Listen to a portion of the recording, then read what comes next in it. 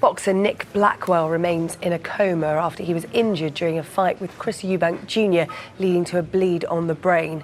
For sportsmen and women, injury is part of the game, but a growing body of experts are calling for head injuries to be taken far more seriously.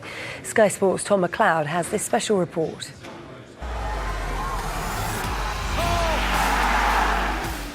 Concussion and its long-term implications are a worry for sports governing bodies.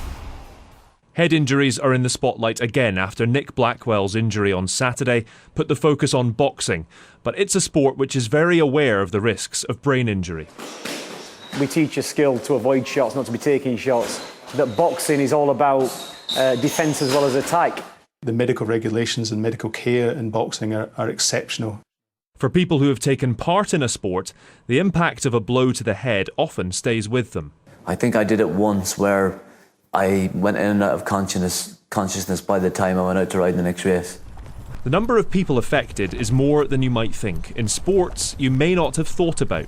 Horse racing sees the most, but concussions in English rugby are up, according to a report released last week. Care is improving, however, persuading a committed sportsperson to leave the field isn't always easy. Well, at the time I thought, that hurt. And then when I put my palm to the head, and I looked at my whole palm was covered in blood, I thought, well, that's quite a serious one. But I was captain of the country, and there was no way I was coming off. If Bobby Robson had said, no, I'm going to make a substitution, as nowadays that would happen, there would be a substitution. I think I would have strangled him. But that is what it was expected of you as a player those days. In future, fines for poor management of injuries could put the pressure on at a professional level. It seems a legitimate concern that repetitive blows to the head could cause brain damage, but the scientific community still disagrees. Athletes themselves wouldn't let that stop them playing. Would the long-term effects put you off doing it again? No. I would, God forbid if I get that in years to come, will I think back, oh, I wish I never was a jockey and wish I never did it? No chance. Concussion advice across all sports is still not consistent, but guidelines have been drawn up for parents looking for warning signs. But while there are voices of concern and advice must improve, former professionals are keen to highlight the progress that's been made. It's not about stopping kids or scaring anyone, it's about the players and the parents having the knowledge that their children are in the best capable hands because we understand this better. Medical advice on concussion has improved in sport, and doctors stress the importance of a quick response and a consistent approach across sport. However, the positive effects of playing have to be factored in. Tom McCloud, Sky News. Well, we're joined now by Peter McCabe, Chief Executive for Headway, the Brain Injury Association. Peter, thank you for coming in to speak to us this morning.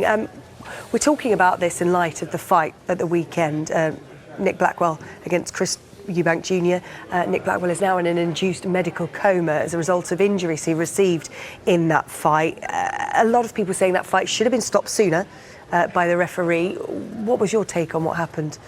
Well, it's not just me that thinks it should have been stopped sooner, but Chris Eubank Sr. apparently was appealing to the referee to stop the fight for a long time before it actually was, and that really is very sad. But boxing is a completely different sport to many others because the purpose of boxing is to render your opponent senseless by repeated blows to the head. And don't be surprised if that causes neurological damage, neurological injuries that can leave people dead or disabled for life. Blows to the head associated with boxing, part and parcel of the sport. A lot of people talk about rugby as well when it comes to head injuries. With your association and in your profession, what's the sport that you see the most injuries from when it comes to head trauma? Well, I think the difference between rugby and boxing is that rugby, the objective is to get the ball across the try line or through the posts, and there are occasionally injuries that result as a result of a collision, whereas with boxing it really is, part of the sport is to knock the opponent out, and that involves hitting the head. However, even with rugby, it's taken the domestic and international authorities quite a long time to catch up with just how risky concussion can be. Just roll back a few years, you had coaching staff and indeed players trying to get people who'd suffered concussion back out onto the pitch just as soon as possible.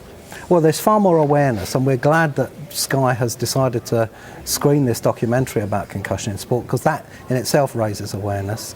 And you're right, attitudes have changed. We've just seen Terry Butcher, with blood pouring out of his head, saying he was celebrated for doing that. A hero. Yeah. And I think that attitude has got to stop, because it's important that if somebody sustains an injury, that they're taken from the field of play and that they're properly assessed.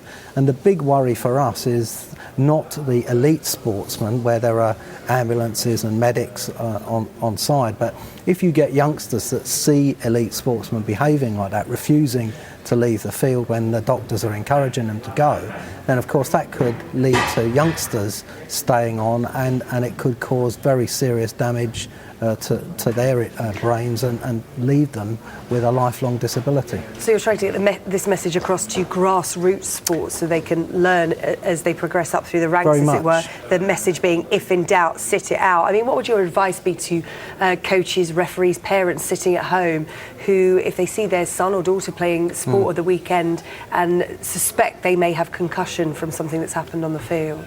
Remove them from the field, get them assessed by a proper medic, and have a period where they're not allowed to play until it's quite clear that they have recovered. And we're launching in May a new campaign, making the slogan, if in doubt, sit it out. And there's a campaign that we're aiming at grassroots clubs and schools and colleges and universities, encouraging them to be aware of concussion and do the right thing when players sustain a concussion. OK, Peter McCabe, Chief Executive of Headway, the Brain Injury Association. Thank you very much for speaking to us here on Sunrise this morning. Remember, you can watch a full 1 hour special on concussion and the impact on sport tonight on Sky Sports 1 at 10 o'clock, or you can catch it anytime you like on Sky Sports On Demand.